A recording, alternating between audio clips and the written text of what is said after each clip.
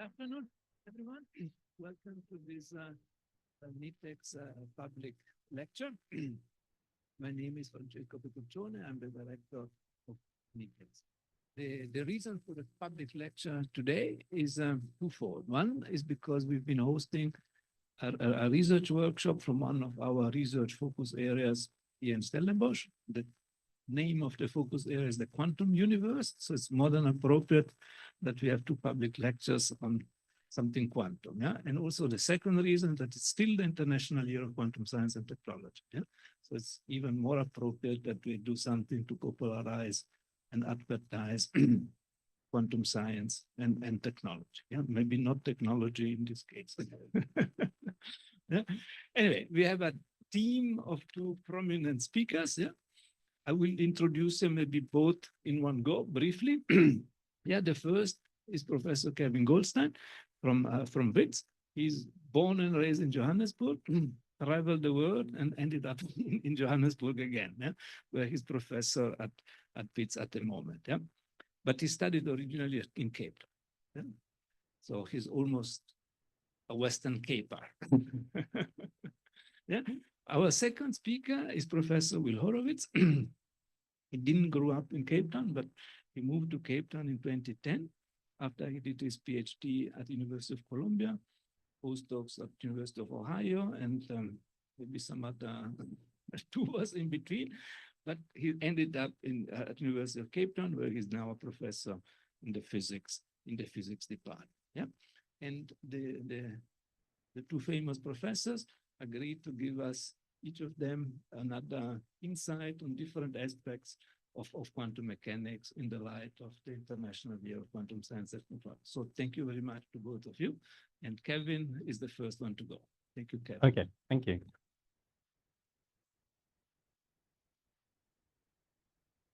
So firstly, apologies to any experts in the audience. I'm going to be giving a very basic, from an expert perspective, a basic and introductory talk. So my initial goal with this talk, I thought I'd explain to you what quantum mechanics is. And I started preparing that talk, and then I scaled back my ambitions drastically. So the modest goal of this talk is just to give you a feel for a very basic part of quantum mechanics, and that's the quantum wave equation. And this year, the quantum wave equation is 100 years old. So good time to learn about it. So before I talk about what quantum mechanics is, it's easier to start with what quantum mechanics isn't, and quantum mechanics isn't classical mechanics. So classical mechanics is a theory, what physicists know, and it accurately describes the macroscopic world, i.e. stuff we can see. And a good example of an application of classical mechanics is Hawkeye. So if I know the position, velocity, and what the cricket ball is doing, using classical mechanics, I can predict the trajectory that it's going to follow. And that's what classical mechanics allows us to do. So the red line in that picture is actually what the ball did, and the blue line is what classical mechanics tells us the ball would have followed, with the trajectory the ball would have followed if the batsman wasn't there, and we can decide whether he's LBW or not.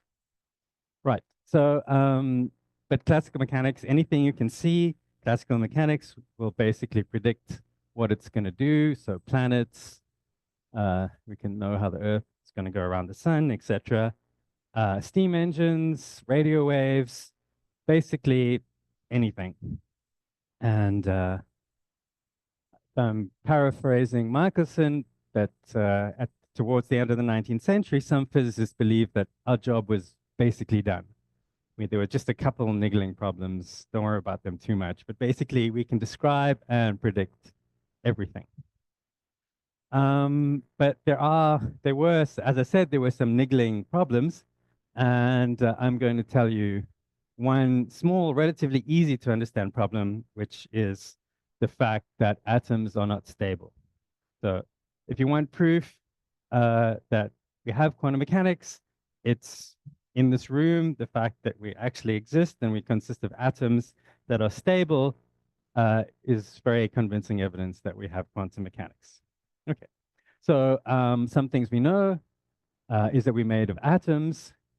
And according to classical physics, if I look something like a hydrogen atom, which has a nucleus and an electron, and these might be the kind of good tunes you saw in high school, the rules of classical physics say that pretty quickly what's going to happen is that electron is going to crash into the hydrogen nucleus, and you're not going to have a hydrogen atom. Okay, so the atom is not stable. Clearly, that's not true because we're here. So there is no classical physics. I'm paraphrasing Yoda. There is only quantum. So for our world to make sense, we have to have quantum physics. So the Schrödinger equation, which is the quantum wave equation, describes a wave, and it solves the atom stability problem. And that's the two things I'm hoping to explain to you in this talk. What is this wave, this quantum wave, and how does it solve the atom stability problem? So firstly, what are waves? And a wave is basically a disturbance in some medium that moves. So we have some raindrops hitting the water, and that causes a disturbance in the water, and then you can see the waves propagating outwards from where the raindrops hit the water. So there's other examples of waves, sound, earthquakes, radio waves, etc. And different types of waves have different equations. So in particular, in quantum mechanics, we have a wave equation, and that describes quantum waves. And those quantum waves are what govern the microscopic world. So the rules of the microscopic world seem to be very different from the rules we experience in day-to-day life. But if we didn't have those rules, we wouldn't be here. Right. So a very important kind of wave for our discussion today is a standing wave. So this is an example of a standing wave where if I hold two ends of a string still, I can set up this kind of up and down motion on my string. And that's a special kind of wave that's not moving, but just going up and down. And here are a whole lot of different standing waves, depending on how I vibrate my spring. I can set up various different kinds of vibrations. So if this was, say, a guitar string, depending on how I pluck the string, I could produce different kinds of notes. And you can do that with strings. And here's another example of a wave. So the way we produce these kind of waves is underneath this metal plate, you've got a speaker, and that speaker produces sounds with different frequencies, and sprinkled onto this metal plate, in this case, are grains of sand. And depending on the notes or sounds that you play on this metal plate, you get different standing waves. Where the grains of sand are still, you get different patterns depending on the frequencies you put in. So that's another example of a standing wave that you can see, and you can get all sorts of interesting patterns. So you can also, so I mentioned there's a wave equation which governs the microscopic world, and if you mathematically look at that equation and see how it governs atoms, you get all sorts of interesting standing waves. And that is essentially why atoms are stable, because why electrons don't go crashing into the nucleus. It's because they don't obey the classical laws. Instead, they obey this wave equation, which says that instead of smashing into the nucleus, you have to have these standing waves. And just like you can get certain patterns on this metal plate at a particular frequency, in the same way, although the equation is a little bit different, you can get these different standing wave patterns. Okay, so I just wanted to put an aside on great men, because I've already mentioned one individual, but I think this is true of quantum mechanics more than any other kind of fundamental field of physics, is that quantum mechanics was developed collaboratively, or sometimes people fought about it or in opposition, but there were a whole lot of people who worked together, a large number of people who developed quantum mechanics. And it took a couple of years to put together, and there were thousands of puzzle pieces found by many people. There wasn't one or even two or even five individuals who you could say, okay, that person had the basic idea about quantum mechanics. It was a difficult collaborative process. So in this talk, I can only present a cartoon, and I can only mention a few names. And in fact, most of the quotes in this talk are made up. Because even when you have real quotes, they're out of context and misleading. So I thought, why bother? Just make up stuff that kind of gives you the idea of what people said. So for the students, I think it's also important for the students is that most of us, i.e. physicists, are not inhuman genii. There are some, I've met them, they're scary, but most of us are not genii. And we need a whole ecosystem of scientists for progress, people with different ideas, people with different skills, all working together to make progress. And I think this is even more true than it was in the 20s. Things have become much more complicated and diverse. Okay, so that's my side on great men.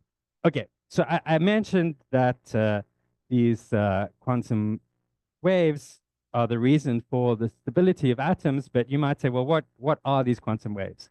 So let's see what Schrödinger said. So Schrödinger invented this equation. He had no idea what this equation described. So another physicist came along and said, your equation describes probability, and I'll explain what that means. And to paraphrase Schrödinger, his response was, I think that's rubbish. And let's see why he said that. Okay, so so Schrödinger did not like his child, his equation. He said, I don't like it, and I'm sorry I ever had anything to do with it. So this is an example. This is a painting by Goya, and that's Saturn devouring his son.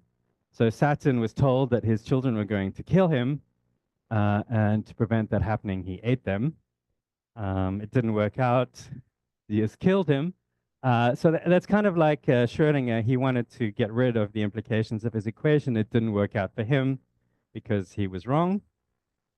But why? What didn't he like about his equation? So let's go back to Newton. And Newton and people who came after him had this idea. Once again, Newton didn't say this. I'm paraphrasing. So nature is like an interesting clock moving in predictable ways. If I just have to, this idea in the 19th century, people believed you just had to work out the rules. If you knew all the pieces in your clockwork, you could predict everything that was going to happen. And once Schrödinger, the quantum wave equation came about, and there was this interpretation that it somehow related to probability,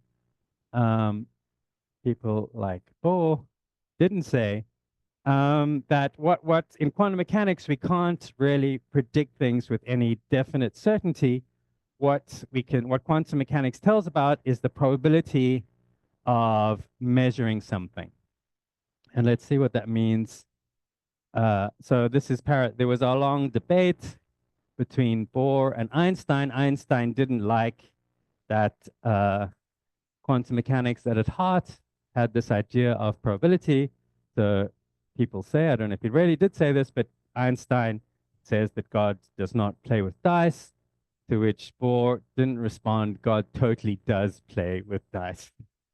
Okay.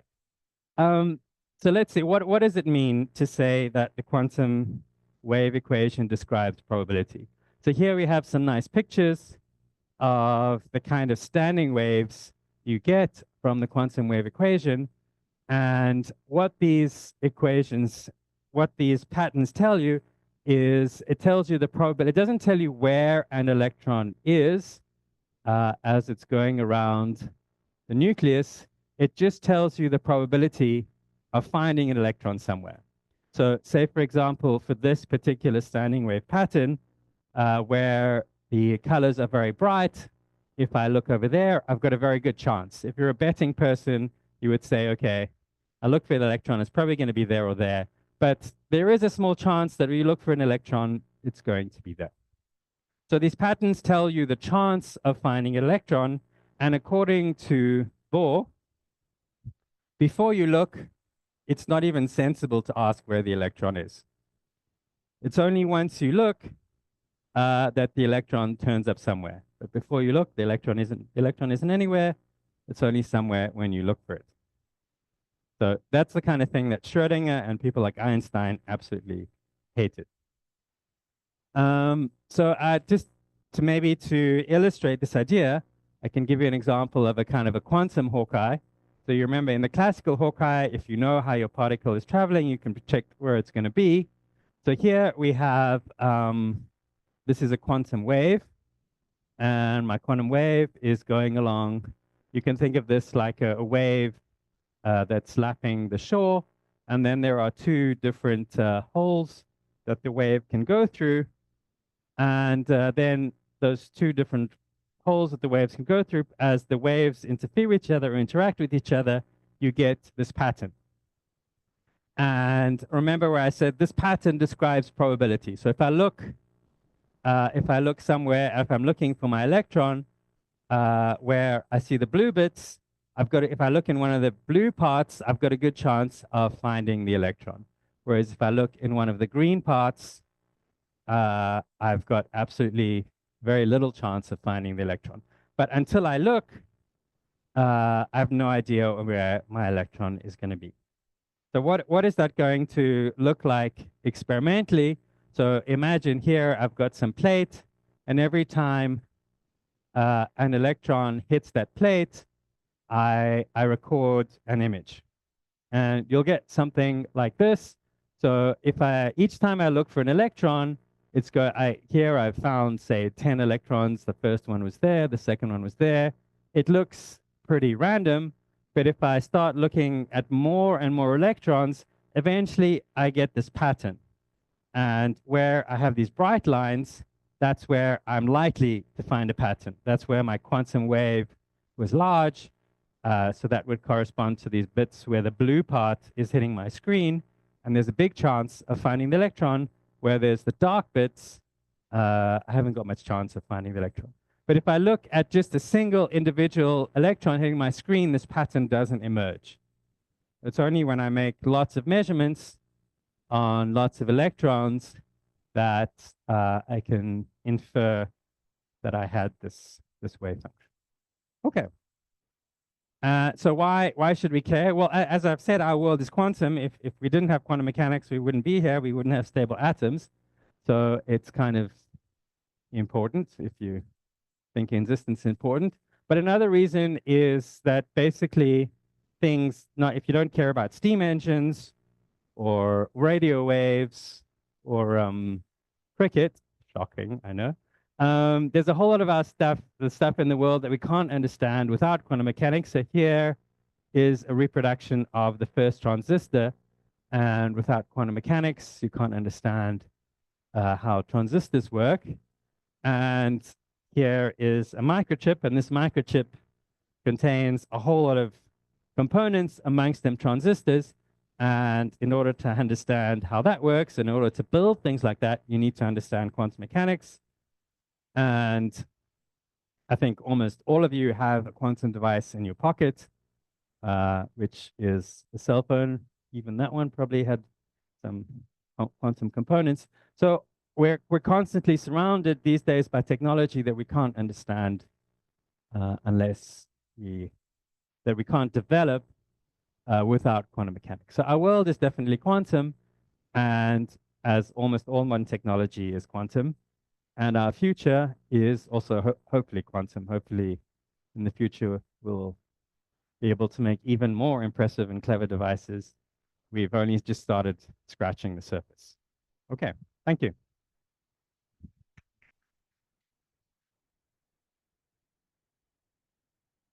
Thank you very much, Kevin, for a great talk. Do we have should we take some question now, or would you like some questions in parallel at the end? Yeah, maybe now. Okay, please, any questions or suggestions, comments? People who don't believe in quantum. The microphone is coming.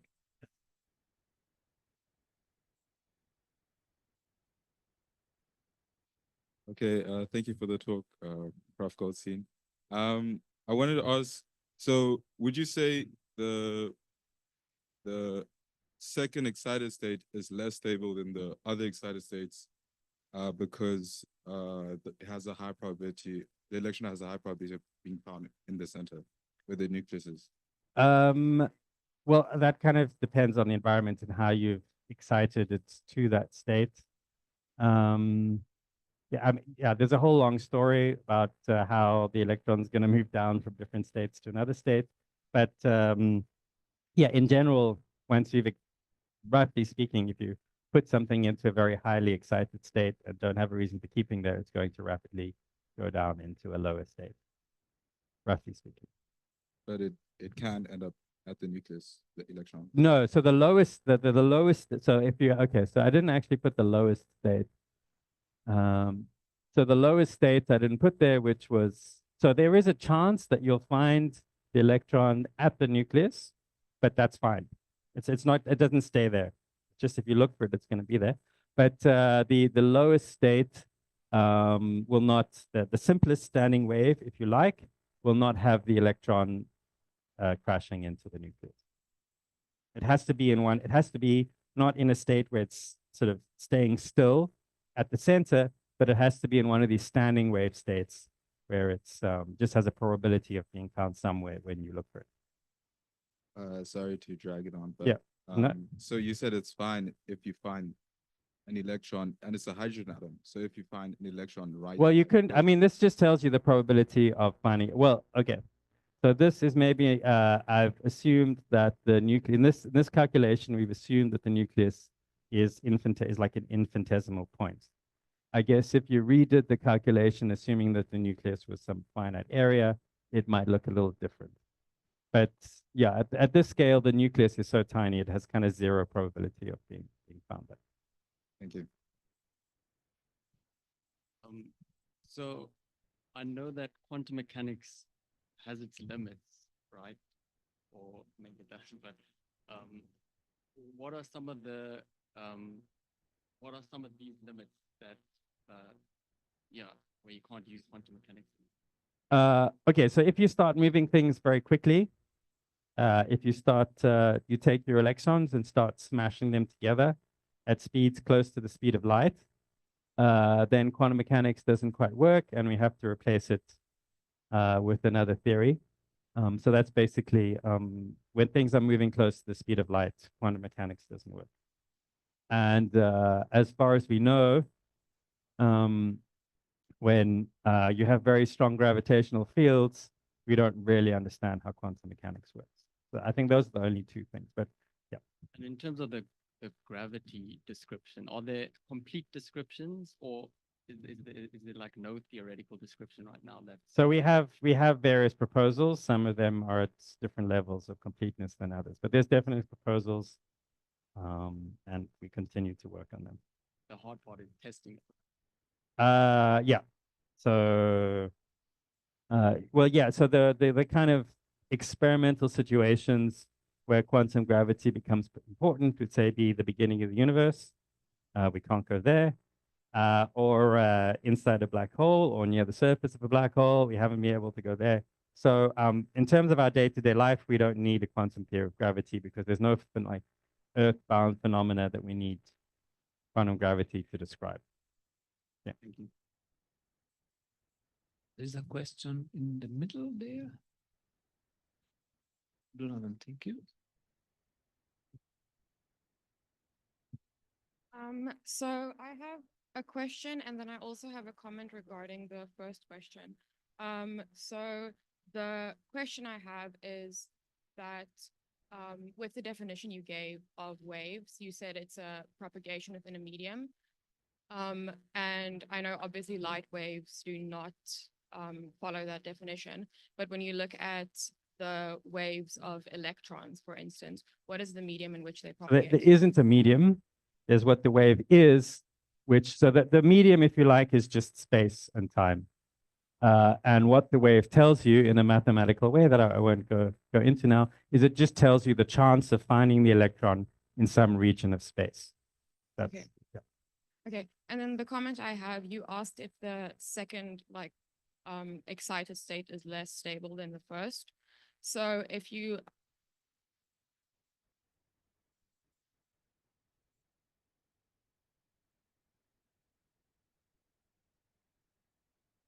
So is your question, is the second one less stable than the top ones?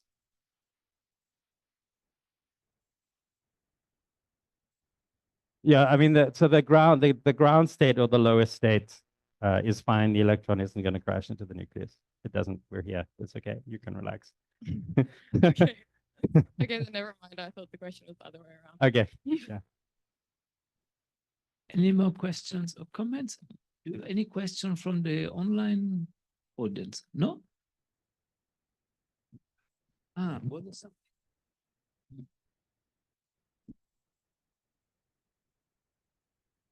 No, this is just technical issues.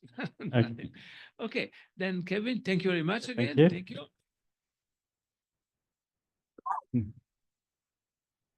Now to part 2. Is it your presentation on the same laptop? No, good point. Okay.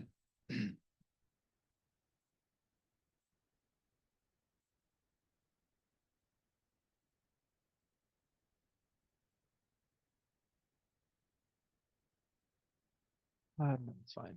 I will take the pointer. Thank you very much. Are these yours? Super. All right, so thank you all very much for coming.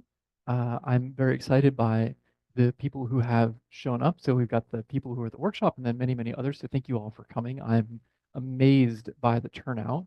I've had a wonderful assistant helping me. One of your students, fellow students here at University Stellenbosch, Marcus Schmidt. Thank you very much. He was helping me with one of my props. So this is sort of like a lowbrow stand-up comedy Gallagher style with props. As a joke. Thank you for laughing. Yeah, where's the water on exactly? I'm not going to follow that up. All right. So that was a really nice introduction to quantum mechanics, and I wanted to give you a bit of a sense of some of the cutting edge research that is going on in South Africa and the world today that is related to quantum mechanics. And the idea that I wanted to emphasize is that something that I didn't really get a good sense of when I was a student, which was this importance of phases and phase diagrams, these things from, I guess, chemistry in the US, probably also here, which we have, here we go. So here's a cartoon of the phase diagram of water, which is just an unbelievable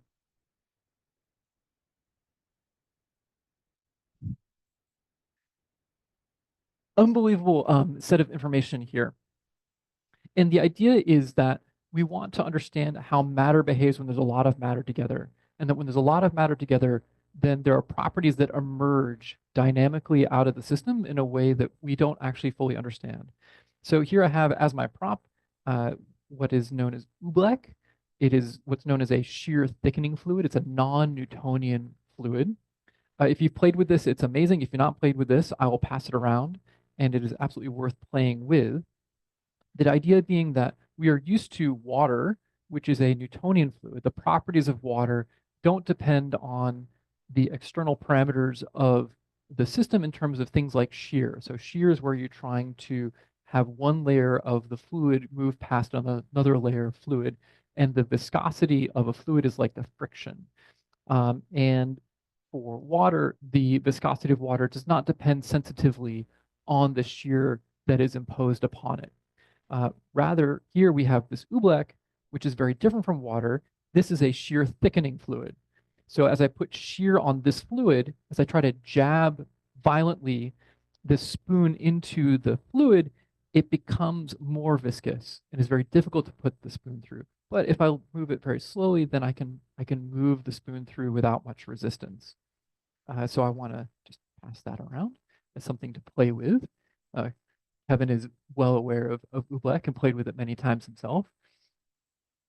So oobleck is a shear thickening fluid. You are aware of shear thinning fluids. A common shear thinning fluid is your ketchup. If you try, especially in the States with Heinz 57, there's a big debate, Heinz 57 versus all gold. We won't get into that here. We also won't get into the issue of units where, advantages and disadvantages Fahrenheit versus Celsius. But if I use, say, all gold and I have it in the bottle, I lift the bottle upside down, the fluid does not come out because it has quite a lot of viscosity. But if I gently tap on the bottle, putting some shear on the bottle, then the fluid will flow out easily. So it's a shear thinning fluid. Your blood is also a shear thinning fluid. As it's flowing through your veins and your arteries, it goes through without much resistance. And then when it stops, then it becomes more viscous. So what I want you to think about is the everyday material that we see in our life and the properties of that material. And coming back to water, we have, as a function of pressure and temperature, the three different phases of water. We have the solid, the liquid, and the gas. And what is it that defines a solid? So a solid is some material that keeps its shape and is incompressible. And that's in comparison to a liquid, which is still incompressible but takes the shape of its container. And then we compare that to a gaseous phase, which takes the shape of the container and is compressible. And what's amazing about water is that as we say at constant pressure move up in temperature, we go from a solid phase, the temperature changes, the properties of the water do not change. It is still ice when you pull it out of the freezer up until it reaches, say, 0 degrees Celsius. And at that moment, discontinuously, it changes to a liquid phase.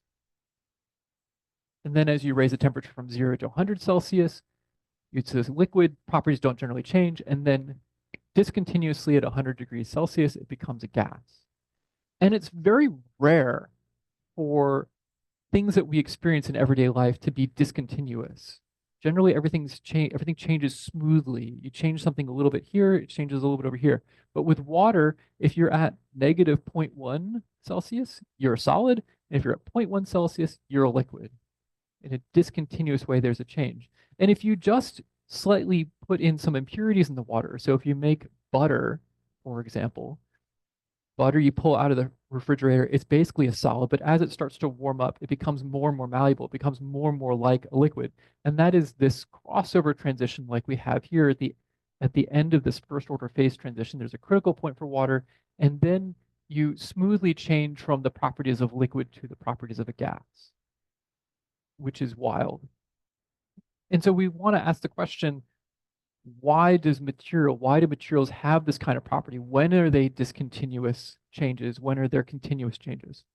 Okay, so my other prop is this piece of scintillating plastic. If you look at it, there is a bit of a purple color to this. What's happening is that the light is coming into this piece of plastic. It's interacting with the material. That material is getting excited, like the hydrogen atom. And then those atoms are de-exciting, and when they de-excite, they emit light at a very characteristic frequency. And you'll notice there's a channel in this piece of plastic. The idea being that one can put a fiber optic cable in this channel, gather that purple light, and take it out to a detector. And this is part of this would have been a part of the Atlas detector, which we'll talk about in just a minute, one of the 4 large experiments at the Large Hadron Collider. This had, you can see just barely this little scratch that went up and down. That was in the original manufacturing of this piece of scintillating plastic, and so it was rejected. There's a bunch of scratches on this because it's now 20 years old and I've not treated it very well. But that's the reason why I have that. Okay, super. So that's a phase diagram of water. And the fundamental research that I'm going to talk about is understanding the many-body properties of the strong force and the phase diagram of the strong force. And I'd like to deconstruct that sentence for you step by step. So we know that there are 4 fundamental forces. There's gravity, there's the electromagnetic force, the weak force, and the strong force. And we're intimately aware with gravity and electromagnetism. The weak force, generally speaking, breaks the nuclei apart, and the strong force keeps nuclei together. We know that the nucleus is positively charged. The electromagnetic force tries to push all of those protons apart. So why does the nucleus stay together? It's because of the neutrons and the strong force.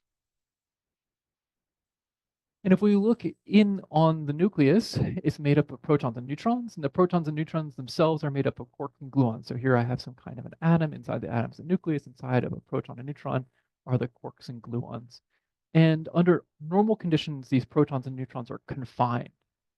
Unlike electrons and photons that we see and experience in everyday life, we don't experience in everyday life quarks and gluons. We experience protons and neutrons. And that's an interesting fundamental difference between the strong force and the electromagnetic force. And the strong force is very complicated. It's described by a theory called quantum chromodynamics, which is extremely complicated. So there's a question about when is quantum mechanics valid and when is it not valid. So Professor Goldstein talked about when one goes to the very fast, that you have to make changes to quantum mechanics. And those changes are going into a quantum field theory, of which quantum chromodynamics is one example. And there have been at least 9 years worth of Nobel Prizes based on the study of quantum chromodynamics, or the strong force. And even today, there's a $1 million Clay Prize, which you will receive if you were able to prove mathematically that in quantum chromodynamics, you always have a massive particle. And with inflation, $1 million isn't so much these days, but certainly back when they announced the prize, that was quite a bit of money. And I still wouldn't mind getting $1 million. If you have some good ideas, let me know. Okay, so I want to contrast the physics that maybe many of you have experienced in high school, or maybe in your first year of university, where one is looking at the motion of a single particle. So classically, this parabola, the trajectory of a particle under a gravitational field, and you can write down Newton's laws, and you can see that this is what was predicted, and you can actually go out into the world and you can see that objects actually follow these parabolic trajectories. So here someone is jumping off of a cliff, they're cliff diving. You can see as a function of time this acceleration of the person down in a parabolic trajectory. You can also see or you can predict the motion of charged particles in magnetic fields. You get these helical motions. And you can see evidence of this in, for example, the Northern Lights. But the question that we'd like to ask is, how do the well understood laws of physics of the very small, which is quantum mechanics, and say, for example, electromagnetism, which is Maxwell's equations, we understand these laws of physics, how does that lead to the behavior of water? Because if we think about one H2O molecule, that physics is well understood and is in some sense very boring. It's well solved. We have some vibrational waves, we have some rotation. But as soon as we get the many water molecules together, the behavior changes quite dramatically. And what I'm showing here is the actual phase diagram of water. What I showed you at the start was a cartoon. And you can see just how complicated this is, that not only would you have a solid phase, but you have different solid phases. These different phases of water, when it is a solid, it is incompressible and maintains its shape. They have different properties. And they're phase transitions between these phases, not just the usual phase transitions that we know and love between, say, ice to liquid to water vapor. And what's incredible is that nobody has ever calculated from first principles this phase diagram. So even though we have had 100 years of quantum mechanics, we've had more than 100 years of electromagnetism, you can't put this problem on a computer, and you certainly can't, by pen and paper, determine these properties of water. This is an open problem. So someplace where some of the folks who are in this room can make some interesting contributions. And what happens is, it's such a complicated problem, we have to ask different questions. So we literally cannot ask questions, where is the individual water molecule and where is it going? And so we have to ask questions about the collective behavior. So these notions that we have from everyday life, such as pressure and temperature and the existence of waves, these are the kinds of questions we ask of material when we have many of these molecules together. And this emergent property that are coming out of dynamics that we don't understand when we have many things together, and I don't know why this is a little slow, I apologize, but this emergence is everywhere. So for example, what we have over here is a whole colony of ants. They're all moving around, and a penny has been dropped in this set of ants. Why do you drop a penny in ants? Because you can ask, what is the viscosity of ants? And you can measure that by dropping a penny in and seeing how fast that penny drops in the colony of ants. And as much as we would like to think of ourselves as wonderful individual flowers, if you put all this together, we ourselves start to behave collectively. And what I would like you to try and make out from this rather choppy video, which is usually not choppy on my machine, but is choppy today for whatever reason, is that the medium of humans is supporting a wave. And you'll see the propagation of this wave through the humans. And that's a classical notion of wave propagation. And we even see in this video an instance of what we would think of as a quantum behavior, which is the tunneling of the wave. You'll see that the wave propagates out through the people, and then there's a medium of, there's no people there, and you see then the security guards all moving back. The wave propagates without the medium of the people for some distance. Okay, super. And then one of the biggest questions of all is, how does consciousness emerge from neurons? So this idea of emergence is everywhere. We'd like to understand how to think about emergence. So I'm thinking about it within the context of quantum chromodynamics, or the strong force. And in a similar way with electrodynamics, the physics of the single individual particles is well understood. So there's no reason for you to understand this in detail other than the lines go through the points, which is to say that we understand things. But then we'd like to try to understand the phase diagram of nuclear matter. So here I have temperature on the y-axis and what's known as baryon chemical potential on the x-axis. On the x-axis is basically how dense the nuclear stuff is. And this is us. We live here. Protons, neutrons, humans, the Earth. But what happens when we get much, much more dense, like at the center of a neutron star? And what we predict is that just like there is superconductivity with electromagnetism, there's superconductivity with the strong force. We could also ask what happens when you go to very, very high temperatures. If I were to try to take nuclear matter and stick it in a pot and start raising the temperature on a very, very hot stove, what happens? And the thing is that even though we live in this world where what we interact with are protons and neutrons, we know that fundamentally the degrees of freedom of quantum chromodynamics are the quarks and the gluons. And so we believe that there is a transition, a phase transition from normal nuclear matter to something else, and then ultimately at very, very, very high temperatures to quarks and gluons. And we believe that there's a first order phase transition, like going from solid water to liquid water. And then there's a critical point beyond which there's a crossover. There's a smooth transition of properties. So this is what we think is happening. It's very difficult to gain quantitative calculations of this phase diagram, just like the phase diagram of water, trying to, from first principles, predict the behavior of nuclear material. And so we would like to test these predictions. So why do we want to do this? I don't know about you, but I would like to make a contribution to human knowledge. Right? There's something very powerful about the idea of determining some fact about nature or the universe that goes into a book, into a beautiful library, to be eaten by ChatGPT and spat back out to humanity over the next generations. Would also like to understand what are the limits of perfection in the universe. So I talked about the shear viscosity and the shear thickening fluid of our oobleck. And so you could ask, well, what is the shear viscosity divided by the entropy of nuclear matter and other various materials? So here, for example, we have water.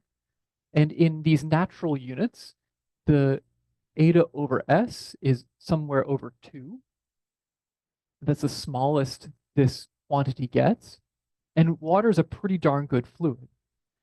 If we look at, say, superfluid helium, that is the most perfect fluid we've seen before.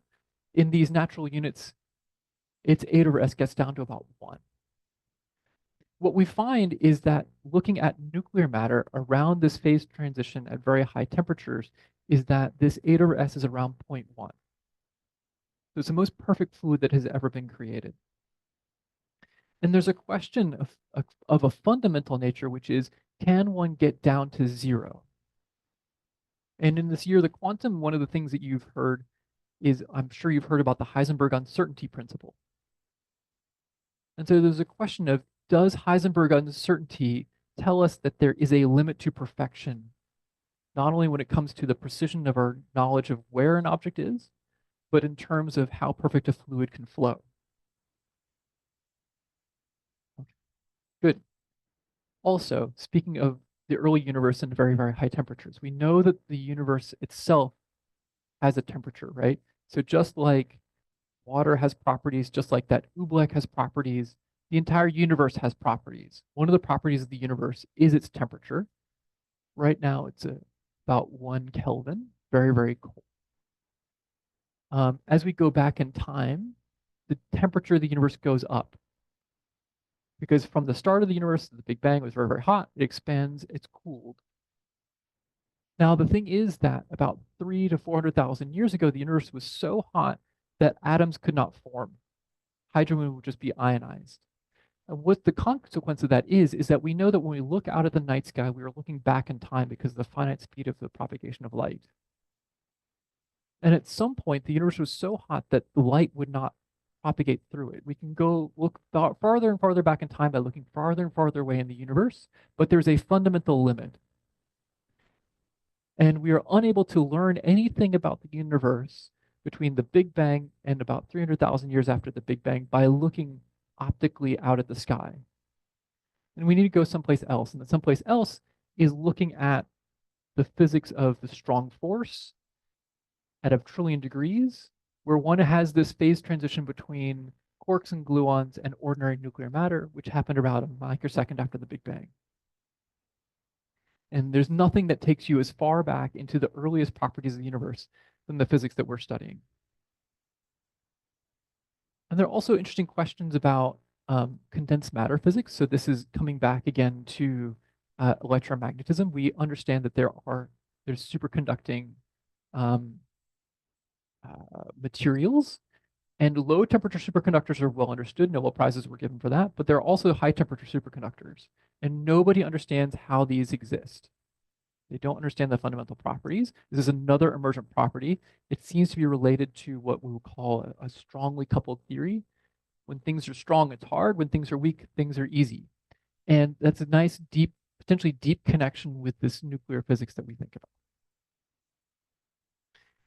So how might we study these things? Well, thanks to taxpayers like yourself, governments will build facilities that allow us to investigate this physics.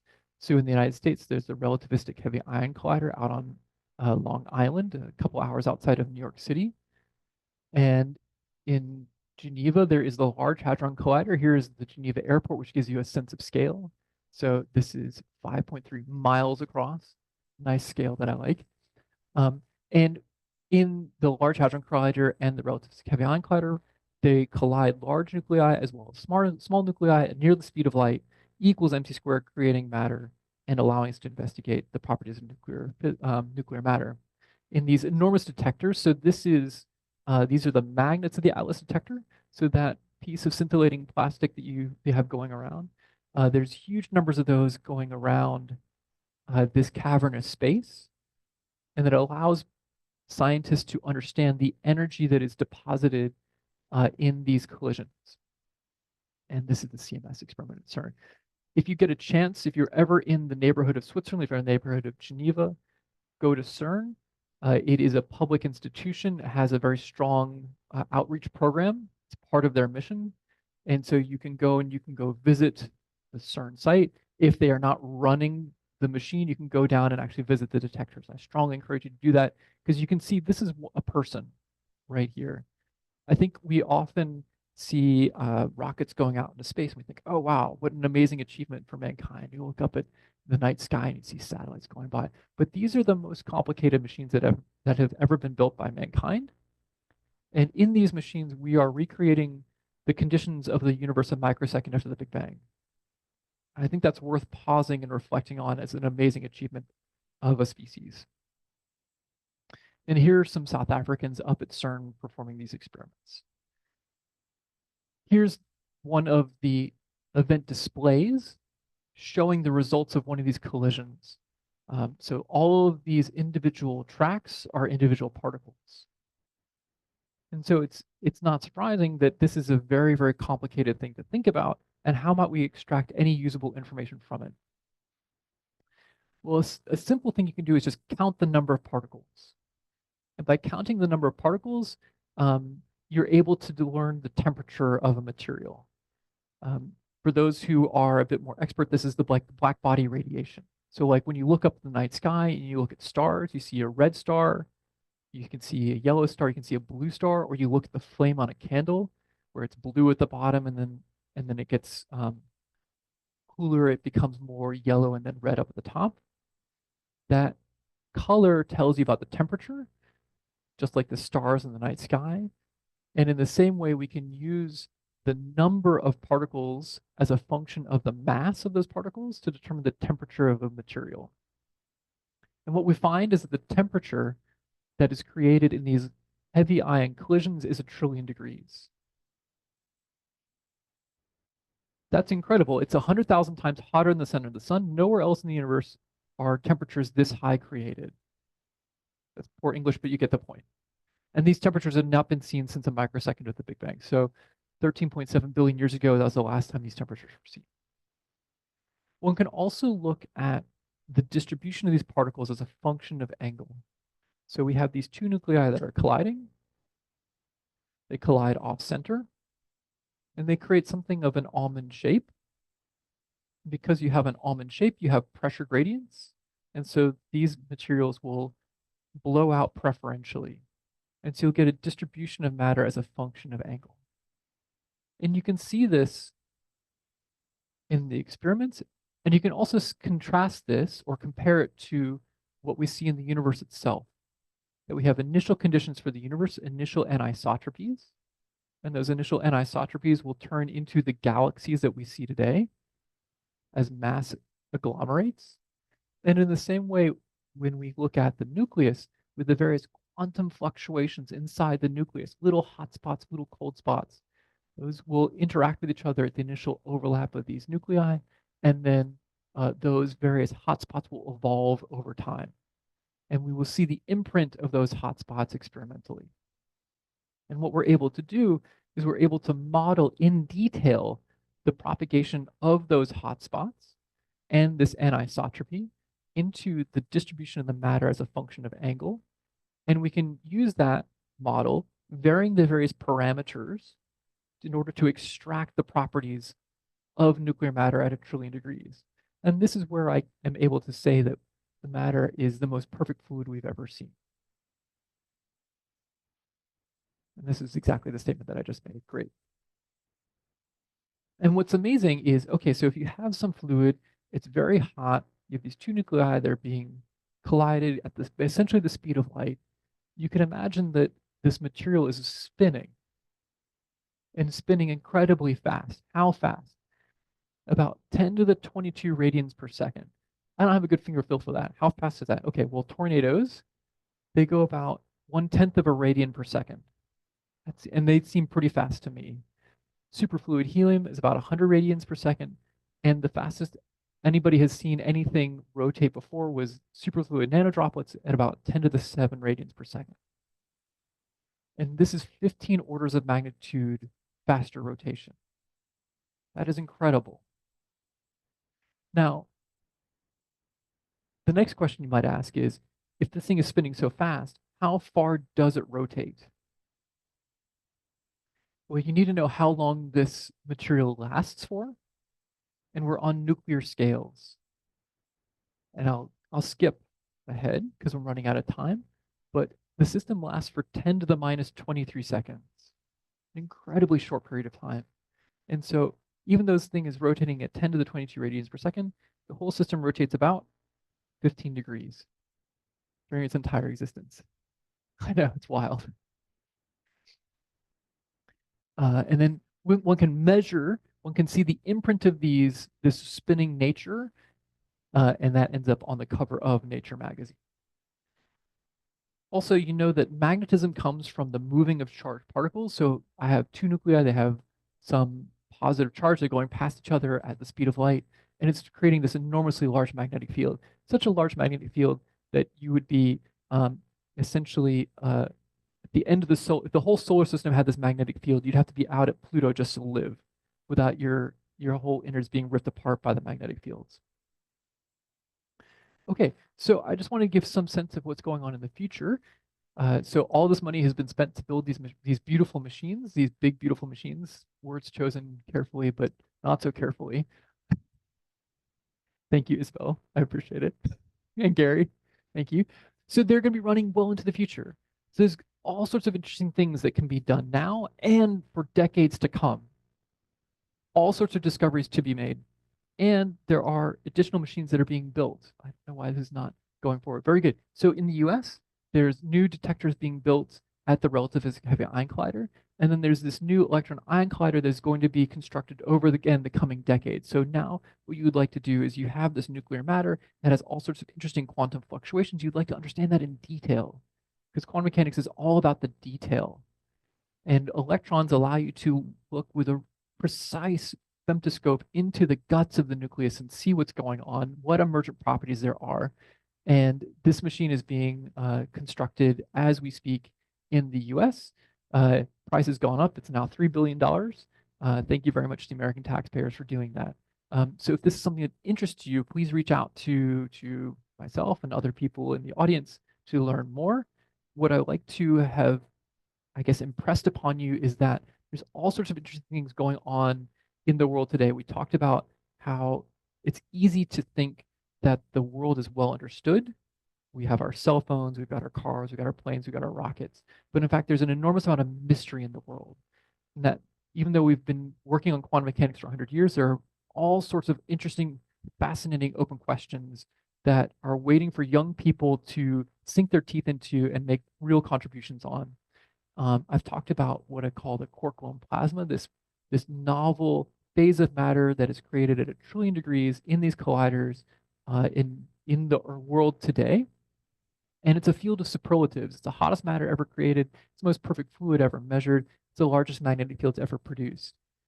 And there's very interesting physics that's continuing from there. So how big is big enough? So we think about the air in the room, that there are different phases of the air in the room. There's different phases for water. How many molecules do we need in order to see this emergent behavior? And we used to think it was Avogadro's number, another number you know from chemistry, 6 times 10 to the 23. That's kind of the number you need. But we saw from this field of superlatives, the early days, we would need something like 15,000 particles to see this emergent behavior. And now we're going down and we're seeing these same types of hot, perfect, large, happening with tens of particles. And so this, again, is this new area, new emergent field that you can contribute to. And I think it's amazing. And I really appreciate you listening to me to talk to you all about it. Thank you so much. Thank you very much, Will, for another interesting talk. Any questions, comments? Yes. Donovan is on the way.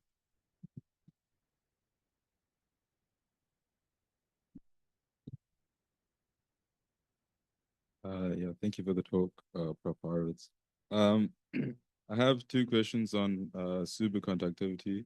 So you said we were trying to explain how high temperature superconductors work. Have they been discovered and why aren't we using them? And then also, did you explain what color superconductivity is? Because you said it's similar to how the electroweak force or like electricity works. So what is the resistance and basically what is color superconductivity? Yeah, this is great questions. Thank you. So we have observed low temperature superconductivity and high temperature superconductivity. Sorry. But by high temperature, maybe one is thinking very, very high temperature, but it's not that high. So the ultimate goal would be, I don't know about ultimate goal, but a major goal that people have is to have superconductivity at the temperature that you can reach with liquid nitrogen. Why is that the temperature that you want? Because the cost of liquid nitrogen is about the cost of milk. And practically speaking, we lose about 10% of the power generated in various generating facilities just by transmission in the transmission lines. And so if you could have, instead of the normal conductors conducting the power from your power plants to your home, you replace those with superconductors, automatically you get 10% more power, which is more than enough to make up for what we get in the rolling blackouts. So that's the goal. We've not reached that goal yet, or we've reached it in very esoteric situations where you have, say, extraordinarily high pressures on your material, which would not be practical for building out into, say, the Karoo. Okay, good. So that's what a high temperature, what I mean by. So are you saying the high temperatures superconductors that we found are still like well below room temperature? Oh yeah, very, very much below. Yeah, sadly. So that's the difference. So that's what I mean by high temperature, air quotes. And then the mechanism by which superconductivity works at low temperature is well understood. So there, what happens is you have your electrons, which are fermions. You have the Pauli exclusion principle normally. But what they do is they pair up and they become like bosons. They can get together with each other. And in particular, they can move without resistance. But it's clear that that mechanism is not the mechanism that works for high temperature superconductors. So you don't get that condition of electrons pairing up. I think it's like Cooper pairs at high temperatures. Well, at low temperatures, it's Cooper pairs. That pairing up that I mentioned is precisely the Cooper pair. That's exactly right. We don't know what happens in the high temperature limit, the high temperature. Okay, good. And then with the color superconductivity, it's the same idea. So you have the same kind of Cooper pairing that occurs. Then you have same kind of superconductivity, color superconductivity rather than electromagnetic superconductivity. What are pairing up? That would be the quartz. Thank you. Any other questions or comments? Yeah, please. Thank you very much for interesting talk. You have touched now on the large masses of data that is being generated at these big facilities.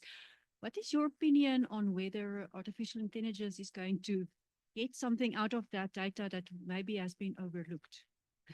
This is just a, random question, but yeah, just your opinion. Not a random question at all. I mean, a lot of people spend a lot of time thinking about that already. And I'm sure there's an enormous amount that can be discovered. Yeah, I don't think I have much more intelligent to say, but a lot of people are thinking about that. It's grok 4. Yeah. Something I learned actually relatively recently, your weather predictions, right?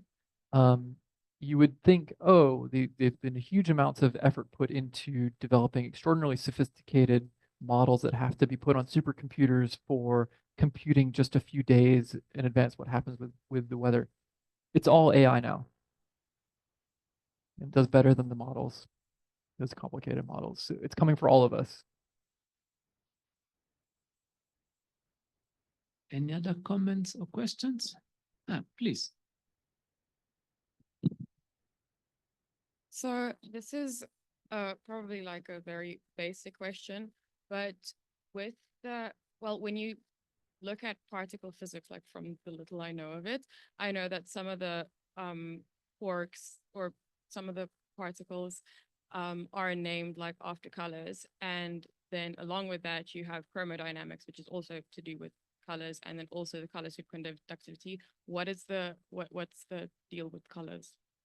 Yeah, that's a great question. So we know with electrons, you have positive and negative, and that's it. It turns out for the strong force, in order for it to work, you have 3 charges. Instead of just plus minus, you got, let's call it 1, 2, 3, and then anti-1, anti-2, anti-3. Now, the Americans, back when QCD was first being created, wanted to name them red, white, and blue for obvious reasons. And for even more obvious reasons, the world decided that was a stupid idea, and they should name it red, green, and blue, such that when you put red, green, and blue together, you get white. So it is just the way that it is that you need 3 different colors for the physics to work. And it's very clear experimentally that is the right answer for reasons that we can talk about. It's actually really, I can tell you right now. So you can collide, say, an electron and positron and generate nuclear matter. And the amount of matter you create is going to be proportional to the number of charges. And you see that it's 3. I think that answered your question, or was there something that I haven't touched on yet? So that is just like a human thing that It's a happened. fact of nature. And when you go to like superconductors, it's just because it's working like it's to do with those particles. That's why it's called like a color superconductor. Exactly. Yeah, Okay. that it's not the electromagnetic force, it's the chromodynamic. Okay, cool. Exactly. Thank you so much. Yeah, you're welcome. Any questions from our online participants? No? Then I think we only have to thank again the 2 speakers. So Will, thank you very much. Thank you very much. Catherine, thank you very much as well. And I will try not to forget that we want to give you a little token Cheers. of Thank you so appreciation. much. This is another product of NITheCS. Yeah, and before I forget, and we are working on the quantum edition of this. So if any one of you is interested of writing something for our magazine that we distribute in high school, let me know. And we are planning to publish it before the end of the year. Yeah. So again, thank you very much to both of you. Thank you very much to you for coming. And according to plan, there should be some snacks and drinks outside. Yeah, so please join us there. Thank you.